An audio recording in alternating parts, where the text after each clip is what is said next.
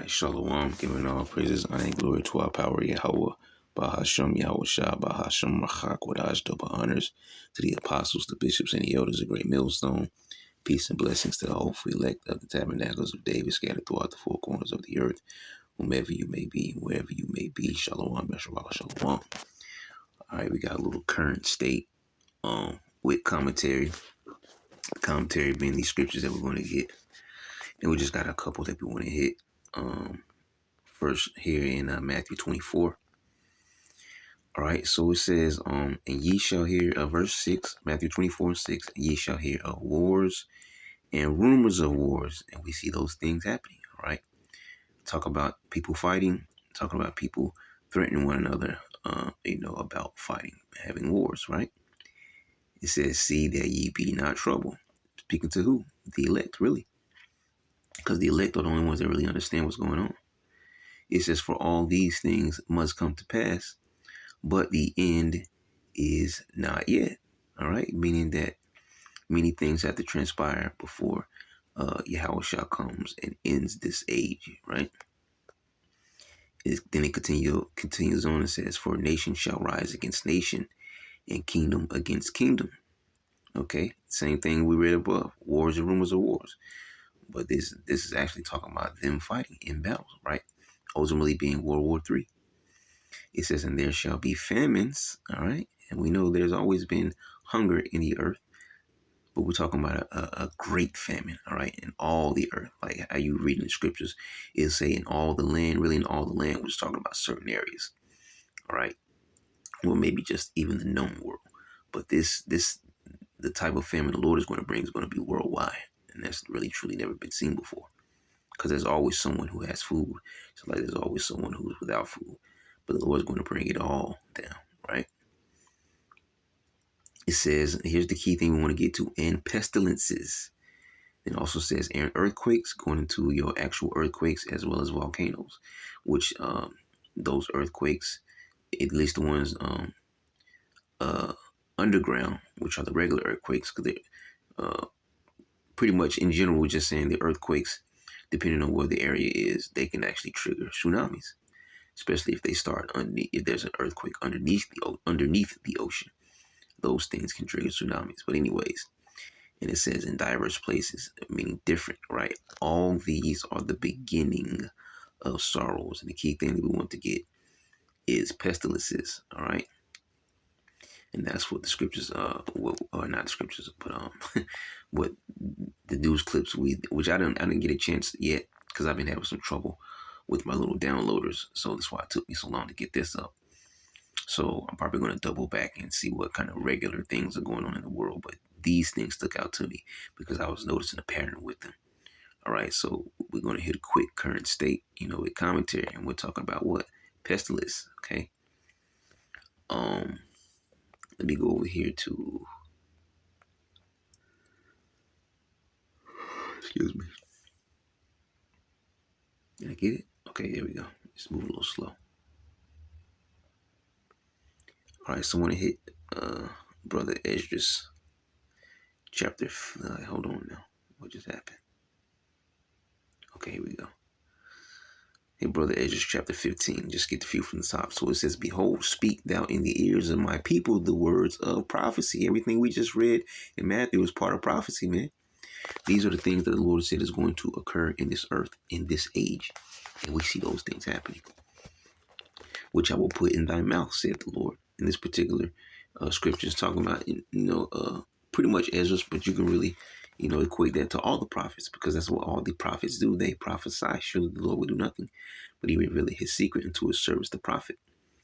It says, and cause them to be written in paper, for they are faithful and true. Meaning none of these, as the scriptures say, no, none of these shall fail. All right. Now, well, yeah, I guess you could use that scripture. It says, none of these shall fail, none shall war make, because it says, seek ye out the book and read. All right. That's dealing with the prophecies. So it says, fear not the imaginations against thee. Let not the incredulity of them trouble thee that speak against thee. I mean, if people don't believe, so what? That's to their own destruction. For all the unfaithful shall die in their unfaithfulness. And there's the answer right there. Getting to the point, it says, behold, said the Lord, I will bring what? Plagues upon the world. The sword, going into all these fightings, whether it be on a lesser level or a higher level, like wars, right? Famine, okay? We just spoke about that. Death, which both of those things, well, all three of those things before this they all bring death, okay? And destruction. Why? For wickedness hath exceedingly polluted the whole earth, and their hurtful works are fulfilled. Therefore said the Lord, I will hold my tongue no more as touching their wickedness, which they profanely commit, neither will I suffer them in those things in which they wickedly exercise themselves. So all your wrongdoings will be brought to the forefront. Behold, the innocent and righteous blood crieth unto me, and the souls of the just complain continually. And that's what's happening on the altar of the Heavenly Father with all the slain, all right, Israelites. Even if they were wicked in the earth, they're back in their right mind in the spiritual realm, crying out to the Lord, how long will it be before you avenge us? Okay. So going back up to the point of these clips that I have here, it says, behold, said the Lord, I will bring plagues upon the world. All right, the sword, famine, death, and destruction. The plagues is what we want to hang on there, because we have this bird flu thing going around, right? And this really isn't exactly on point what we're reading now, but I want to make a quick transition to grab something here, because if I'm correct, in the very first clip that I'm going to play, you're going to have this guy here. Well, not exactly him, but as a matter of fact, let me click these images real quick. So the first thing you're going to notice is you're going to see this, all right? You're going to see this. All right, and we already know about this. If you done your studies on him, you know about this Greek god Asclepius. This is in the first news clip that I played. You're going to see this, all right? And we're talking about what? The bird flu. So it says he was worshipped throughout the Greek Isles. The main symbol of Asclepius is a physician's staff with a snake wrapped around it. Lo and behold, let me go back real quick. Where else do you also see this at? Yeah, on your ambulances, right? You see? And the scriptures tell us that there is nothing new under the sun, man. Absolutely nothing new under the sun. Okay, let me go back. So it says, the main symbol of Asclepius is a physician's staff with a snake wrapped around it. This is how he was depicted in the art of healing, and his symbol still survives to this day as the sign of the modern medical profession. And being that the Israelites were Hellenized, they actually failed to taking part in these things back then. You see? Let's see what else we can get from here. Let's hit the wiki. The wiki. So it says, Rite of Asclepius. There it is again. You see? Hold up. I ain't got no money for you. Let me get you all the screen. There we go. In Greek mythology, the Rite of Asclepius, all right, ancient Greek, we're not going to read that. It says, sometimes also spelled, same way, whatever, also known as the staff of Asclepius and as the Asclepian, is a serpent entwined rod wielded by the Greek god Asclepius. Hold on. Who are the Greeks? Or the Greeks as we know them now? Edomites, right? Who is also associated? Who are the Edomites also associated? Or what are the Edomites also associated with in the Bible? The devil. Them being called the devil. They're called the wicked. They're called death. They're also called what? In the New Testament, the dragon. And when you go back to the Old, they're called the serpent. Okay.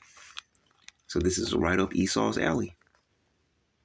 It says, a serpent entwined rod wielded by the Greek god Asclepius, a deity associated with healing and medicine. You see, in modern times, it is the predominant symbol for medicine and healthcare, although it is sometimes confused with the similar caduceus, which has two snakes and a pair of wings. No, it's the same thing. You can't use no word play. All right, it's the same thing. There's nothing new under the sun, man. Look, talking about it's confused with it. Well, why the hell is it the same? These people, man, is confused with it, but yet it's the very same thing, man. These people are crazy, man. But hey, if they can slide a lie in there, they'll slide a lie in there, man. And we would probably read all this if I was going into like a lesson with this, but I just want to bring this up. Oh, there's the champ right there. Look at this guy. Asclepius with his serpent entwined staff, Archaeological Museum of Epidaurus. The route of Asclepius takes its name from the Greek god Asclepius, a deity associated with healing and medicinal arts in ancient Greek religion and mythology. Asclepius's attributes, the snake and the staff, sometimes depicted separately in antiquity, are combined in this symbol. And we know that the Greeks and the Romans were all Edomites. So when you had a Greek god by whatever name, you had the same god in Rome. Uh, uh, really, I mean, you can say it's equivalent, but it was the exact same god. It was just given a different name. That's how you went from Jupiter to Zeus, okay? From such and such to such and such. It was the same god and goddesses, just given different names. But by the Greeks versus the Romans, but they were all Edomites. It was the same people, okay. And so I wanted to bring that up real quick, giving exactly what we're talking about. I mean, you can't make it up, man. There ain't no mistaking that. It's the same thing. It's not mistaken. It's the exact same thing, man. But Esau is very crafty, man. So yeah, let's go and play these clips for you. We'll get on out of here. All right, so. A couple of bird flu cases detected here in the valley. This time, 2 geese at Chaparral Park in Scottsdale. Arizona Game and Fish workers believe the birds, a Canadian goose and a domestic goose, were infected with the strain. It's the same strain reported at a Pinal County poultry farm last month. 5 animals at the Wildlife World Zoo also recently died from the virus. No evidence the virus can be spread between humans, so the risk to the public remains low. A rare case of bird flu in a human has been confirmed in Los Angeles County. The California Department of Public Health and the CDC are all investigating right now. Health officials say the individual was around infected livestock. The person developed mild symptoms, was treated with antivirals, and is now recovering at home. But health officials advise people to avoid unprotected contact with sick or dead animals, don't consume undercooked animal products or raw milk, and get the flu vaccine, which actually helps lower risk for bird flu as well. Meantime, 20 big cats have died from bird flu at a Shelton Animal Sanctuary. According to the Wild Feline Advocacy Center, more than half of their large cats are dead after a bird flu outbreak.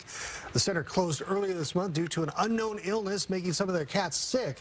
Sanctuary said animal health investigators confirmed some of those animals were suffering from bird flu. And then the center announced 20 of their cats were dead, including a Bengal tiger, several cougars, and bobcats. Sanctuary remains closed for now to quarantine the other animals that are there. Another human case of bird flu has been confirmed, this time in California. This coming after Governor Gavin Newsom issued a state of emergency because of a bird flu virus outbreak at several farms raising dairy cows. The CDC says so far this year, 61 people have been infected. 505 dairy herds in 15 states have gotten the bird flu. This number will grow after those new infections in California. And they add more than 25 million birds have been infected. Joining me now is Dr. Frida Fisher, board certified nephrology and internal medicine. Dr. Frida, good morning and Merry Christmas. Good morning. Same to you. So good to see you. Dr. Frida, we knew that the minute this warning came out of this alert, we needed to talk to you about it. How concerned should we be with the growing number of bird flu cases? Well, right now, we should not be extremely concerned, but we definitely need to be cautious because we all know and we've all lived through the pandemic and we've had warnings before that it only starts with one, right? Right now we have one severe case. We have another human case that's a sick person in LA County. And with the bird flu, we first discovered it back in 1996 in China among wild geese. And there was approximately a 50% mortality once it started spreading. And so we should be worried enough to at least do the research to have vaccines in place and possible treatment. And with that, there's a certain type of research we may need to go ahead and do. Dr. Frida, not to sound the alarm, but are we on the cusp of a pandemic? I don't think we're on the cusp of a pandemic, but we definitely need to be cautious. We know that the bird flu right now, it's found in wild birds, but it can certainly be spread to poultry. So we've seen it in geese, we've seen it in chickens, we've seen it in cattle. It's definitely in milk, unpasteurized milk. And now that we know that humans can get it, even though there has not been a human to human spread as of yet, We know that these viruses can mutate, and so we just need to stay ahead of things. So we don't need to panic, but we do need to be cautious. And before the break, I said something about how there are things that the federal government should be doing. What should the federal government be doing to help stop the spread of the virus? Well, one thing that we can do is go ahead and have the research in place so that we get vaccines in place, so that we do targeted research to know that if there's a mutation and if it does start to have the potential to spread from human to human, instead of getting behind the game where we get many humans infected, we need to go ahead and be preemptive. So we need to be doing the research and possibly gain of function research, which is something that was quite controversial because that's what was done during the time of COVID in the Wuhan virology lab. And so understandably, many people in the government are careful and they're concerned because they don't want us to create a virus that's very infectious, but we still do need to stay ahead of the game instead of sitting back and waiting. And Dr. Freda, I have less than a minute left, but what should people at home be doing? Because the CDC reported a severe human case of bird flu this month. Is there a possibility of the bird flu evolving enough to spread from person to person? People at home need to do what? Yes, so there's absolutely a possibility of it evolving, but we're not there yet. In the meanwhile, we need to make sure that we're not drinking raw milk. Okay, just drink pasteurized milk because that's found to be safe. Make sure that if you're around birds that you use proper equipment, especially if you are a poultry worker. And if you have children, if you have dogs who are hanging out in the backyard, make sure they're not hanging around dead birds or potentially infected birds. We need a lot of hand washing and just to pay attention. Dr. Freda, thank you so much for joining me this morning. The perfect Christmas gift. Thanks for watching, everybody. Go to joinnn.com to find News Nation on your television provider. Also, don't forget to click that red subscribe button below to get more of News Nation's fact-driven, unbiased coverage. At the end of a dirt road in Mason County, you may encounter the sounds of some large cats. You could hear one of the servals calling in the background. That's TJ. The Wild Felid Advocacy Center is a nonprofit wild cat sanctuary. Mark started it 20 years ago. And then we have Tabby in the foreground there. She was a half Amur tiger and half Bengal. And she was my favorite tiger. But Tabby is now gone. We've lost 20 cats due to this virus or symptoms thereof of this bird flu virus. Mark says just a month ago they had 37 cats. And the next one, that one's also empty. Willie Bob passed away. He says the first cat got sick around Thanksgiving and the state confirmed cases of the avian flu in some of their cats in early December. Every day it's just kind of wake up and you think hopefully it's a bad dream, but it's not. Now the center is closed and under quarantine. Only a select few people are allowed inside. Gloves, masks, and then aprons in this one. He says 12 cats have not had any symptoms and 4 are recovering. The center is now hoping for financial support due to the costs of medical care and having to throw away thousands of pounds of meat as a safeguard. I suspect we'll probably be around $150,000 in damages before this is all over. The Washington State veterinarian says in most cases, cats are infected through infected carcasses or meat products. Cats are highly susceptible to avian influenza viruses. The state has confirmed 11 cases of avian flu in humans, all farm workers infected by poultry. What we're seeing right now is there's no evidence of mammal-to-mammal transmission, and there's no evidence of mammal to human or human to human transmission. As the state works to track cases of the avian flu, the Wild Felid Advocacy Center hopes for no more loss of life and to reopen in the spring. We hope everybody will continue to be healthy, and we're pretty confident they are. The director of the center says that right now they do have 1 cat who is in critical condition, but they are hoping for the best. On Harstein Island, Connor Ward, King 5 News. And last week, we learned that 2 cougars in Clallam County have also died from the bird flu. Since 2023, the State Department of Fish and Wildlife has confirmed cases of the bird flu in several mammals, including skunks, harbor seals, and raccoons. New tonight, Oregon state officials are alerting pet owners after a cat in Washington County died after eating locally manufactured pet food. but later tested positive for bird flu. Alma McCarty's in the newsroom with what animal owners need to know. Alma? Well, David, this afternoon I spoke with the Oregon State veterinarian who says we've been dealing with avian influenza in the state since 2022. There's an ongoing outbreak, he says, mostly in waterfowl and poultry. But he explains this case is somewhat unique. This is the first one that I'm aware of where we've seen it with a commercially packaged raw pet food. Pet food tests positive for bird flu. More specifically, this product, Northwest Naturals brand 2-pound feline turkey recipe raw frozen pet food, which was voluntarily recalled by the Portland-based company on Tuesday. The recalled product is packaged in 2-pound blue plastic bags with best used by dates listed for 5/21/26 and 6/23/2026. So we've seen lots of cases where animals have been infected by consuming the virus. So it would follow that if you feed an animal raw meat or raw, even prepared raw commercial food that contains meat that may have virus in it, that it would be possible to infect them. And so that's what appears to have happened here. Dr. Ryan Scholes, the state veterinarian, and his team came to this conclusion after running tests on a cat from Washington County that had died. They found it was an indoor-only cat, so it hadn't come into contact with birds or other wildlife outside. Most of the exposures we would normally assume to be the source weren't really an option. And so we dove down a little deeper, found out that they were feeding a raw pet food. Then they tested the bag of food the cat had been eating. Found virus in that pet food that exactly matched the whole genome sequencing of the cat's virus. Now the Department of Agriculture is working with the manufacturer and will partner with other agencies to find out more about the contamination. The rest of that investigation to track it back, figure out how this happened, is something that will likely take some time.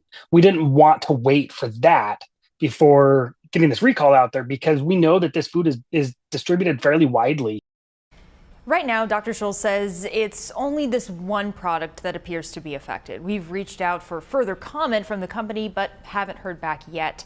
To avoid the spread of disease, experts do generally encourage people and pets to avoid consuming raw or undercooked meat products and raw dairy. To date, no human cases of bird flu have been linked to this incident, and health officials say that the risk of transmission remains low.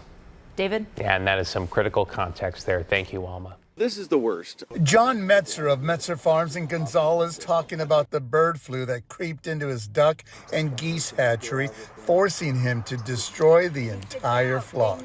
There's no treating the disease. Once you got it, and it spreads like wildfire. So if it comes onto a farm, you can't just destroy all the birds in one building that were infected. It spreads so easily that everything on the farm has to be put down. Metzer believes migrating ducks may be to blame for the outbreak. More than 13,000 birds put down and 90,000 eggs destroyed at Metzer Farms. 4 jobs now on the line. It could be weeks before Metzer can repopulate his hatchery. By losing potential income, because a lot of these birds were destined to start laying eggs in the spring when we need lots of eggs. And now they're not going to do that. So we're either going to be buying eggs or we'll be short in product for customers. Last year, the bird flu wiped out the entire flock at the company's Hollister facility and did the same thing 2 years ago in Gonzales. Obviously, we're very concerned, and we're doing everything we can to prevent the entry of the disease, but it gets into places that extraordinary efforts are being taken to prevent it, and it still gets in. According to the U.S. Department of Agriculture, more than 50 million commercial birds have been impacted nationwide in just the last 30 days. Governor Gavin Newsom declaring a state of emergency in California and local ag leaders on high alert. So a lot of communication over the last several months with all of our livestock industry to make sure what's going on and what steps they can take to protect their operations as well as their employees. Now, the county ag commissioner says it is the winter months when the avian flu is most prevalent in California, so we're not out of the woods just yet. In the meantime, this office will continue to ramp up its education and outreach to local farmers and ranchers. Reporting from Salinas, I'm Felix Cortez. Dan, back to you in the studio. All right. Thank you very much, Zoos Felix. Across the country on high alert. In Phoenix, 5 zoo animals have died after contracting avian influenza, including a cheetah, a mountain lion, and a kookaburra. Another zoo in Seattle losing a rare red-breasted goose to the virus. Members across the nation are all taking precautionary measures to make sure their populations are safe and secure. Experts say this strain of the virus is unusually deadly to mammals. Even though it's called avian flu, the range of mammals that it's infected has just expanded the level of concern, really, because it looks like many more species are potentially infectable. Hi, kid. Hi, babe. You ready? At the Los Angeles Zoo, where there have been no cases of bird flu, Chief Veterinarian Dr. Dominique Keller is tracking the virus closely and doing everything she can to protect the animals under her care. Oh, it's really nice. Animals can get the virus from the droppings of an infected bird or by eating infected poultry or other food.